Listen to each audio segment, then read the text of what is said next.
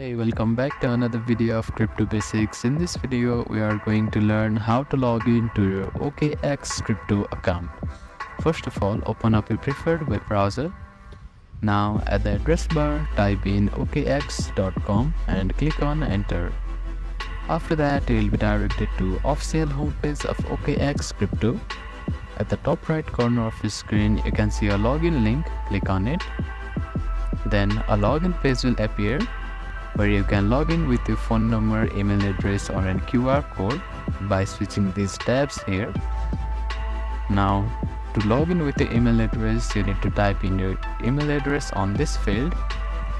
After typing in your email address, click on next button. Now type in the password here. After typing in your password, you can click on login button to log into your OKX crypto account.